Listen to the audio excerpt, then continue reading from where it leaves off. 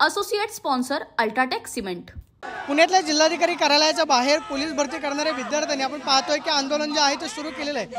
अर्धनग्न आंदोलन जे आहे हे सगळे विद्यार्थी करतात। त्यांची मागणी आहे सरकारकडे की एक संधी जी आहे ती मिळावी। कशासाठी आंदोलन करतात, काय मागणी आहे? सर, आमची मागणी एकच आहे की 22-23 नुसार जे वयोगणना केली होती मागच्या वर्षी तेच यावेळी कंटिन्यू त्यांनी GR वाढवून द्यावे 4 महिन्यासाठी आणि आम्हाला एक संधी देण्यात यावे। एकीकडे भरती सुरू झालेली आहे, सरकार म्हणतंय की आम्ही भरती करतोय, तुम्ही एक संधी मागताय।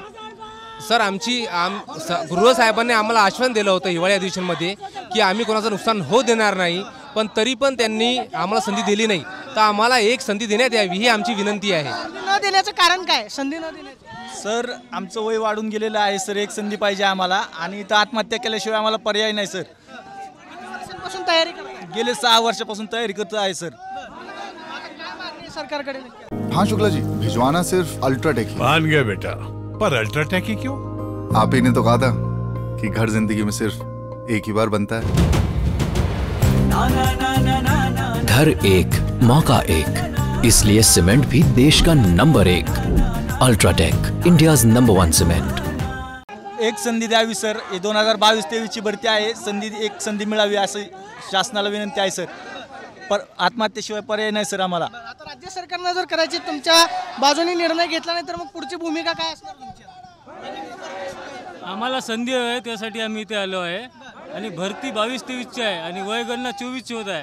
22-23 भरती असल्यामुळे आम्ही त्या भरतीमध्ये बसतो आणि 31 डिसेंबर 2023 GR लागू करून आम्हाला एक संधी देण्यात यावी एवढीच आमची विनंती आहे। कारण भरती 22-23 आहे आणि वयगणना 24 गेली आहे। त्यामुळे पाहतोय की सगळे विद्यार्थी सांगतायत की जी पोलीस भरती होते ती 2022 आणि 23 या सालामधली आहे।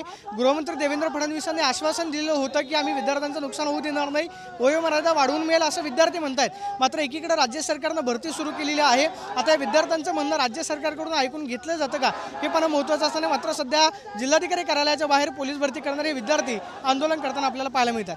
कॅमेरापर्सन सुशांत राऊत, मी Pradeep Kapse, TV9 Marathi, Pune. Associate sponsor UltraTech cement.